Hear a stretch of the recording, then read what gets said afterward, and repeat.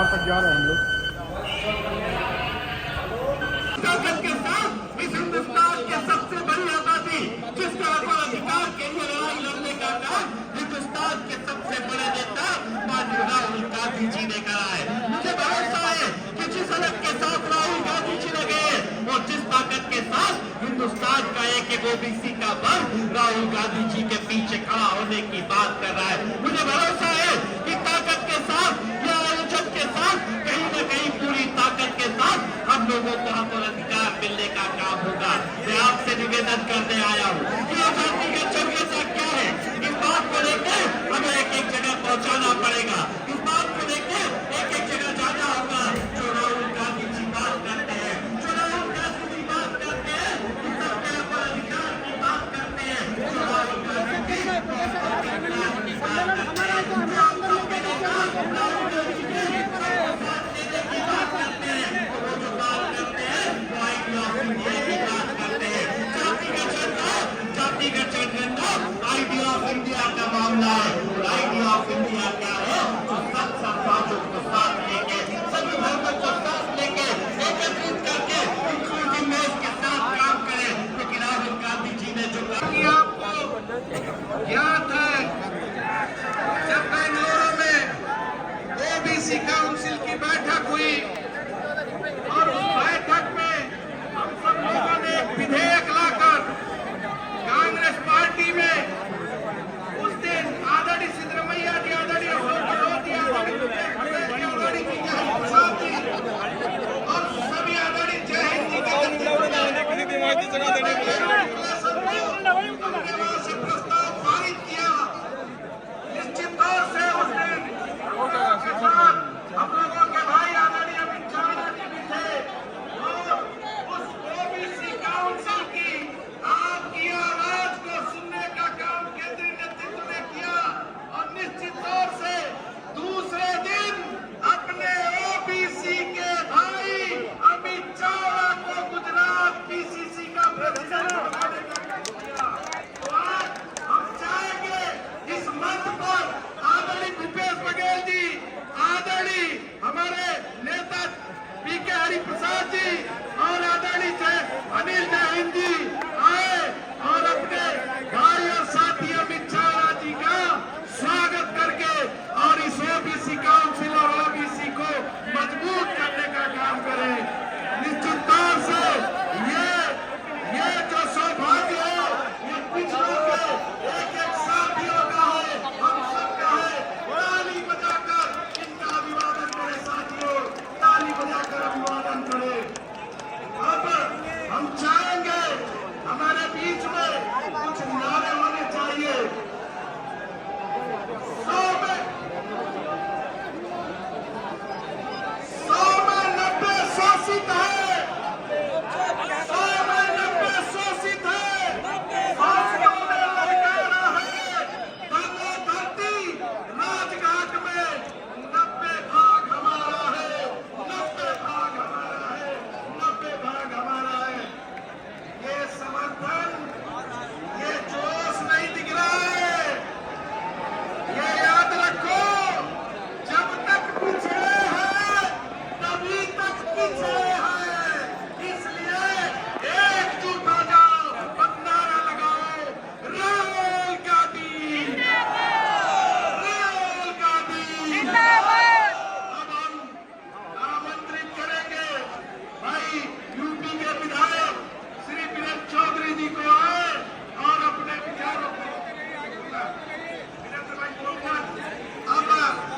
सभी सम्मानित नेता और पूरे देश से आए हुए सभी ओबीसी के नेता, सामाजिक संगठनों के अग्रणी नेता और सभी कांग्रेस के वरिष्ठ कार्यकर्ता साथियों का मैं स्वागत करता हूं।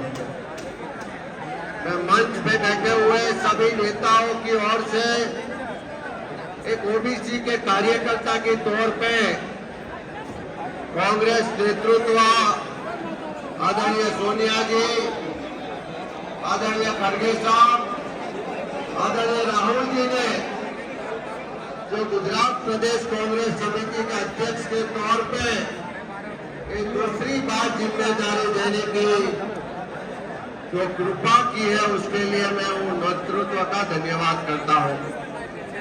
आज यहाँ पे मन से काफी हमें मार्गदर्शन मिलने वाला है, लेकिन मैं आप सभी से विनती करता हूं, यहाँ जो आप सब आए हुए हैं कोई सामान्य लोग नहीं है, अपने अपने क्षेत्र के नेता हैं, अपने अपने समाज के प्रतिष्ठित प्रतिनिधि भी है। तो आज हम यहाँ भाषण सुनने के लिए नहीं, लेकिन यहाँ से संकल्प लेके जाने के लिए आए हैं। मैं आज आभारी हूँ राहुल जी का कि आजाद भारत में सबसे ज्यादा बुलंद आवाज से एक मजबूती के साथ सामाजिक न्याय की जो किसी ने बात की हो तो ये नेता राहुल गांधी है। सिद्धरमैया जी जिंदाबाद। आवाज नहीं आ रही, तेरा जोरदार बोलिए, सिद्धरमैया जी जिंदाबाद, सिद्धरमैया जी जिंदाबाद, सिद्धरमैया जी जिंदाबाद। आइए अब माननीय पूर्व मुख्यमंत्री नारायण स्वामी जी अपने विचारों को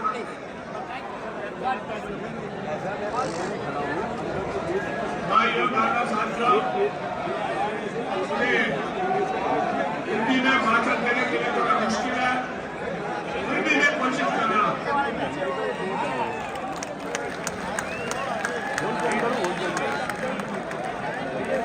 होल के अंदर आ जाओ, गंगा के बनाओ गेट पे।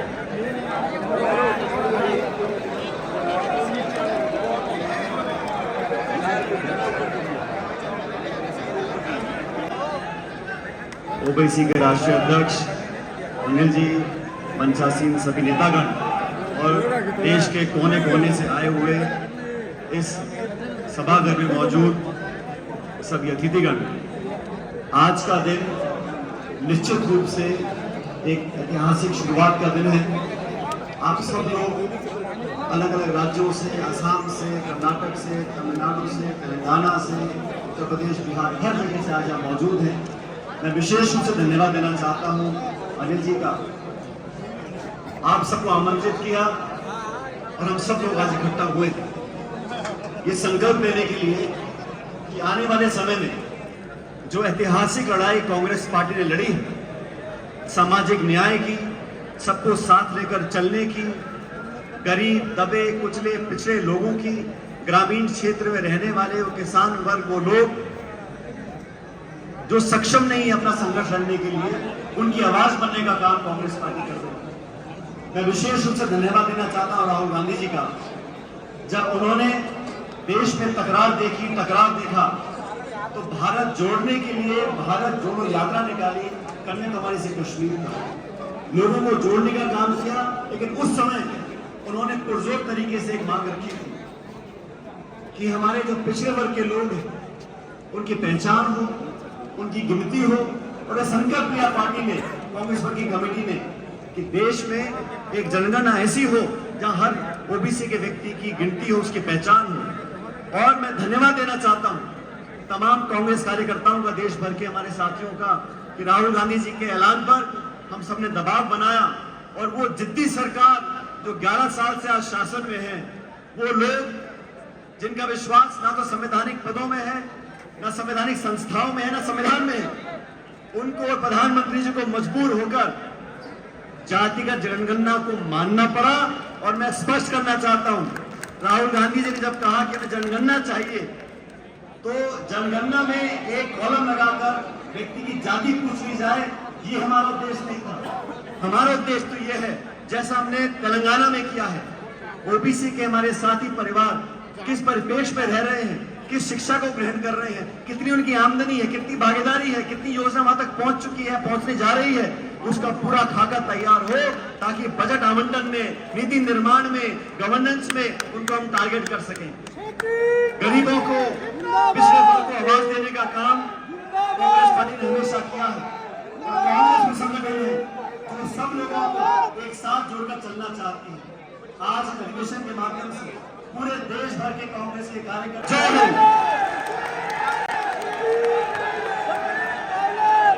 खड़गे साहब जिंदाबाद, खड़गे साहब जिंदाबाद, खड़गे साहब जिंदाबाद, खड़गे साहब जिंदाबाद, खड़गे साहब जिंदाबाद, खड़गे साहब जिंदाबाद, भैया खड़गे साहब जिंदाबाद, खड़गे साहब जिंदाबाद, खड़गे साहब जिंदाबाद, खड़गे साहब जिंदाबाद, खड़गे साहब जिंदाबाद, खड़गे साहब जिंदाबाद, खड़गे साहब जिंदाबाद, खड़गे साहब जिंदाबाद, खड़गे साहब जिंदाबाद।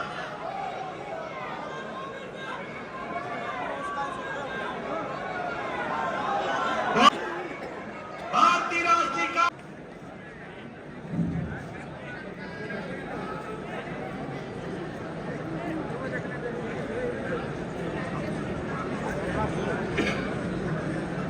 आज के इस कांग्रेस ओबीसी लीडरशिप भागीदारी न्याय सम्मेलन इस तालकटोरा में जो हो रहा है और आप लोग देश के कोने कोने से इस सम्मेलन में उपस्थित जो कर्नाटक के मुख्यमंत्री हैं श्री सिद्धरामैया जी और आप सबको परिचित है हमारे राजस्थान के former chief minister Ashok Gehlot ji, V Narayan Swami ji, Bhupesh Baghel ji, Sachin Pilot ji, B K Hariprasad जी, भट्टी विक्रमांकर, अनिल, जय हिंद। इस मंच पर बैठे हुए चंद नेताओं का नाम इसलिए लिया कि उन नेताओं में आप सब सम्मिलित हो गए हैं और एकता है, यही तो ओबीसी की खूबी है। सबसे पहले मैं एआईसीसी ओबीसी डिपार्टमेंट की पूरी टीम को ओबीसी लीडरशिप भागीदारी न्याय सम्मेलन आयोजित करने के लिए बहुत बहुत बधाई देता हूं। और आज जितना भी क्राउड यहाँ दिख रहा है, ये सब पढ़े लिखे लोग, इलाइट क्लास, समझदार, अपने हकूक को समझने वाले, अपने हकूक को लड़ने वाले लोग यहाँ पर जमा हो गए। ये सबसे मुझे बहुत बड़ी खुशी है। और मैं इस समय जातीय जनगणना का और जो 50% गैप है, जजमेंट में गैप है, लेकिन मोदी ने अपने को जो होना था, उन्होंने अपने लोगों के लिए 10% ऐड किया।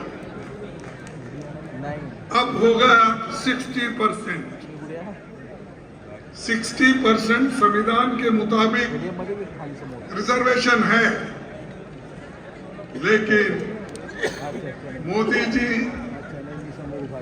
उनको रिजर्वेशन नहीं देना चाहते जो लोग बहुत शैक्षणिक दृष्टि से पिछड़े हैं, सामाजिक दृष्टि से पीछे हैं, आर्थिक दृष्टि से जो पीछे हैं।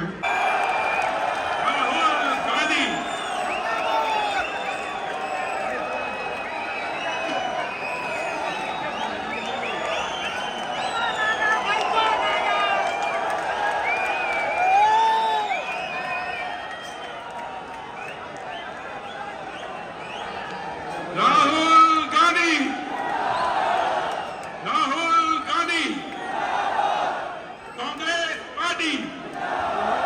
Congress party OBC Congress.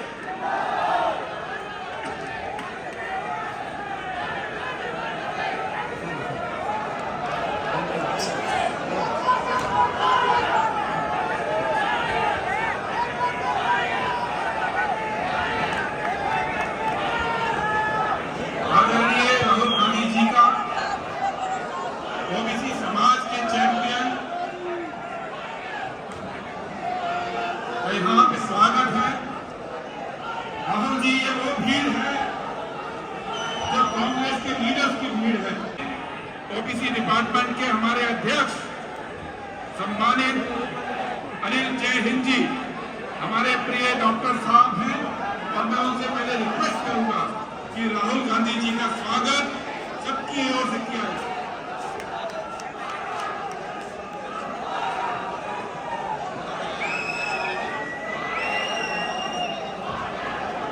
कोई एमपी एमएलए बनने का सपना नहीं था, कोई मुख्यमंत्री बनने का सपना नहीं था, कोई मंत्री बनने का सपना नहीं था।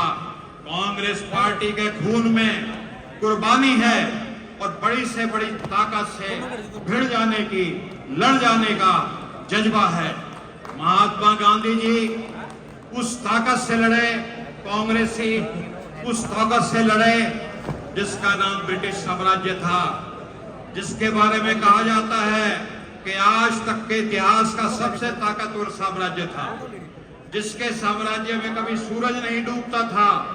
उस साम्राज्य से आप कांग्रेस के हमारे पूर्वज पुरखे लड़े, और आज 90% वंचित समाज को उनकी भागीदारी दिलाने के लिए और से बेघर करके इनका सामान बाहर फेंक दिया जाता है। तमाम तरह की गालियां राहुल जी हमारे हकों की लड़ाई लड़ने की वजह से खाते हैं और तरह तरह की धमकियां मिलती हैं, लेकिन राहुल जी एकदम निडर होकर के इस लड़ाई को लड़ रहे हैं। लगभग 1 साल पहले की बात थी, 29 जुलाई का दिन था, पार्लियामेंट चल रही थी और जाति जनगणना के ऊपर बहस हो रही थी, और बीजेपी के जो मोदी जी के जो भी हैं, there was no leader of national stature, international stature to liberate us from the caste oppression of RSS BJP type. And once this RSS BJP have come to power, हम साथ रहेंगे, इन्हीं शब्दों के साथ एक बार जोरदार राहुल गांधी, राहुल गांधी, राहुल गांधी संघर्ष करो,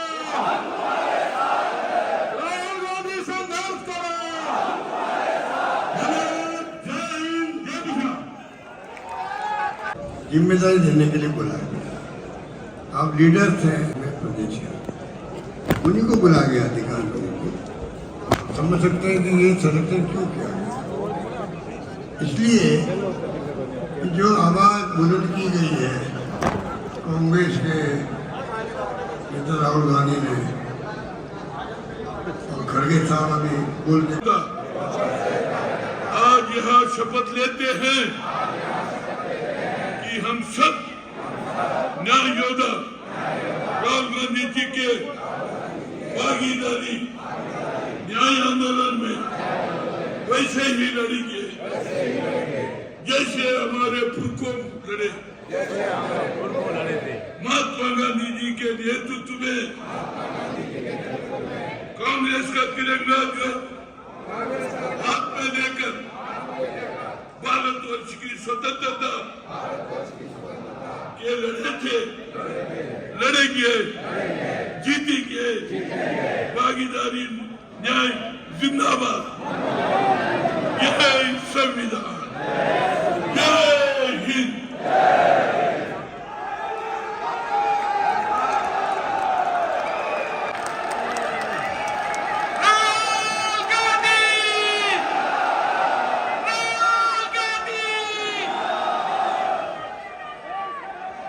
सिद्धरमैया जी, अशोक गहलोत जी, भूपेश बघेल जी, सचिन पायलट जी, विक्रमार्का मल्लू जी, नारायण स्वामी जी, काजी निजामुद्दीन जी, देवेंद्र यादव जी, अनिल जैन जी, एआईसीसी के ऑफिस बेरर्स, पीसीसी प्रेसिडेंट्स,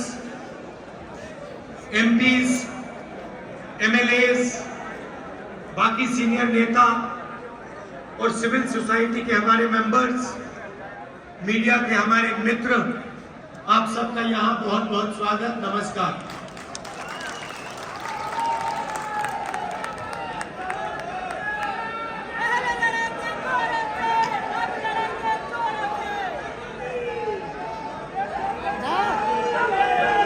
अब मैं 2004 से राजनीति कर रहा हूं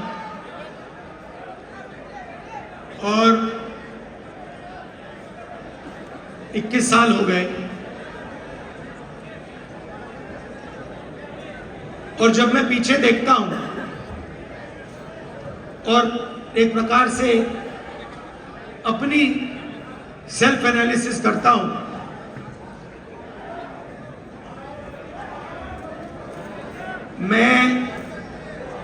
मैंने कहां सही काम किया और कहां कमी रही, तो 2-3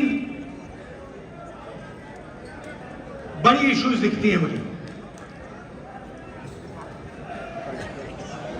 जमीन अधिग्रहण बिल किया, मनरेगा किया, भोजन का अधिकार किया, ट्राइबल बिल, न्यामगिरी की लड़ाई लड़ी। अगर मैं अपने आप के बारे में सोचूं तो मैं कहता हूं ये काम मैंने सही किया। और जहां तक कमी रह सकती है, मगर जहां तक मैंने, चाहे वो आदिवासियों की बात हो, दलितों की बात हो, माइनॉरिटीज की बात हो,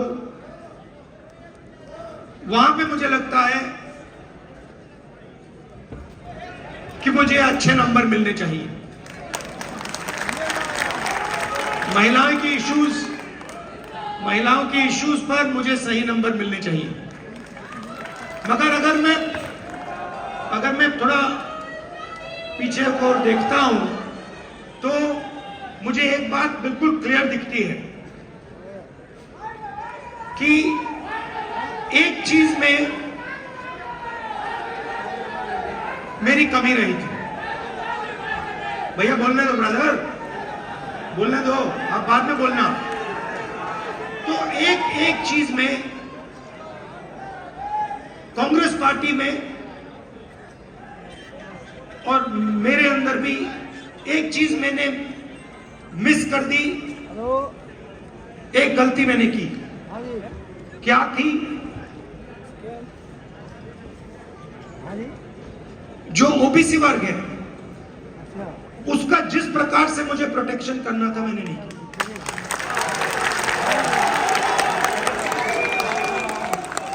क्योंकि अगर, और इसका कारण था आपकी जो इश्यूज थी उस समय मुझे गहराई से नहीं समझ आई। मैं स्टेट से कह देता हूं कि 10 साल पहले, 15 साल पहले जो दलितों के सामने कठिनाइयां थी वो मुझे अच्छी तरह समझ आ गई। वो शायद वो ज्यादा आसान है समझना, वो क्लियर है। अनटचेबिलिटी, उनकी हिस्ट्री है, तो एकदम पता लग जाता है। आदिवासियों की भी इश्यूज आसानी से समझ आ जाती है। आप उनके इलाके में जाइए, जंगल, जल, जमीन बिल्कुल सामने दिखता है, मगर ओबीसी की जो इश्यूज हैं, जो मुश्किलें हैं, वो छुपी रहती है, आसानी से नहीं दिखती। मेरी रिग्रेट क्या है कि अगर मुझे आपकी हिस्ट्री के बारे में, आपकी इश्यूज के बारे में थोड़ा सा भी ज्यादा मालूम होता, मैं तभी जाति जनगणना कर देता। वो निकल गया, और मैं स्टेज से कह रहा हूं वो गलती है मेरी, और कांग्रेस पार्टी की गलती नहीं है, मेरी गलती है, और इस गलती को मैं ठीक करने जा रहा हूं।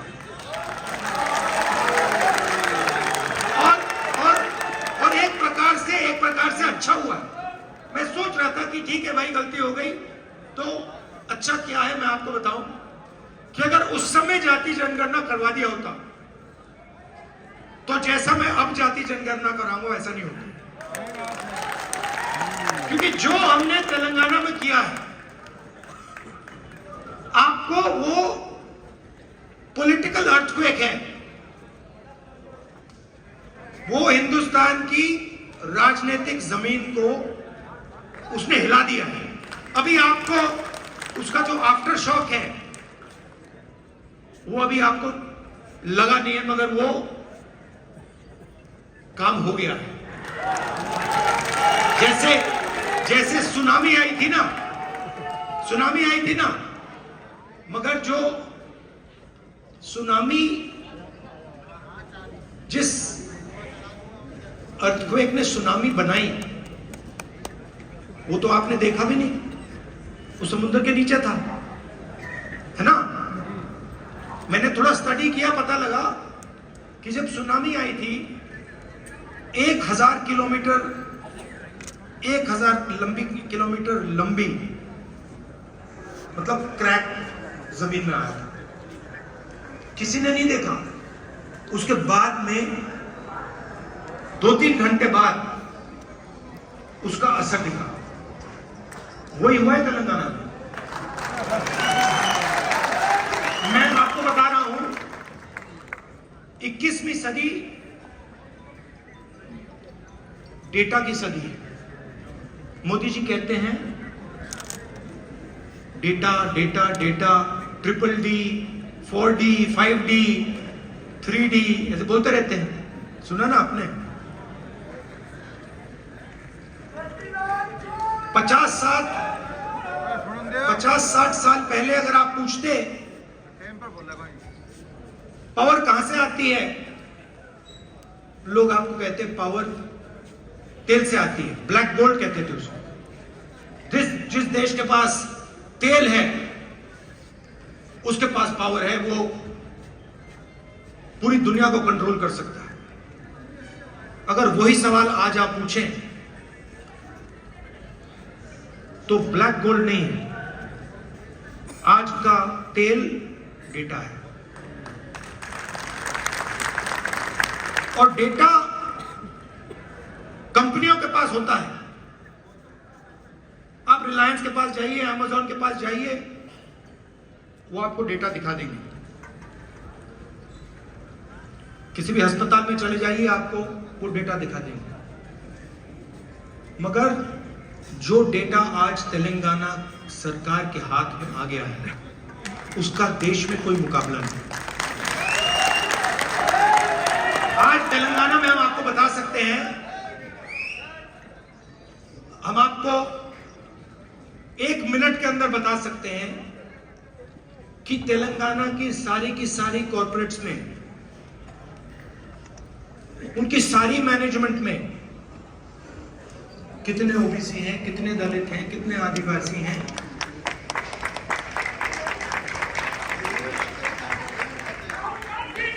हम आपको बता सकते हैं, मैं आपको बता सकता हूं कि अगर आप तेलंगाना में कॉर्पोरेट्स के अंदर ये सवाल पूछे, कितने ओबीसी हैं, मैनेजमेंट में कितने हैं, ओबीसी मालिक कितने हैं, दलित मालिक कितने हैं। लाखों करोड़ रुपए की सैलरी मिलती है उनको। आपने मीडिया में सुना होगा 2 करोड़ का पैकेज, 3 करोड़ का पैकेज, 5 करोड़ का पैकेज, सुना ना आपने? ये आप सवाल पूछ सकते हैं, तेलंगाना में ओबीसी को कितने पैकेज मिले? 0। एक भी पैकेज ओबीसी को नहीं मिल रहा, एक भी पैकेज दलित को नहीं मिल रहा, एक भी पैकेज आदिवासी को नहीं मिल रहा है। और आप मनरेगा की लिस्ट निकालिए, पूरी लाइन ओबीसी, दलित, आदिवासियों से भरी हुई। ये जो गिग वर्कर्स कहलाते हैं, डोमेस्टिक स्टाफ, गिग वर्कर्स, इनकी लिस्ट निकालिए। तेलंगाना में ब्लैक एंड व्हाइट है। इस देश में मजदूरी ओबीसी, दलित, आदिवासी करते हैं।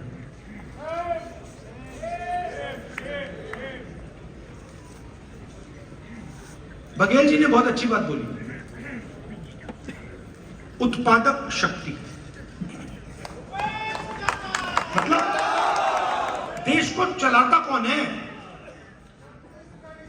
देश को, उसकी, किसी भी देश को उसकी उत्पादक शक्ति चलाती है। और देश में मेन सवाल यह उठता है कि अगर उत्पादक शक्ति देश को कुछ दे रही है, भोजन देती है, औजार देती है, ये इमारतें देती हैं, तो उस शक्ति को अपने खून पसीने के लिए देश क्या देता है? मतलब आप लोग देश को बनाते हो, इमारतें आप बनाते हो, सड़कें आप बनाते हो, स्कूल आप बनाते हो, कॉलेज आप बनाते हो, अस्पताल आप बनाते हो।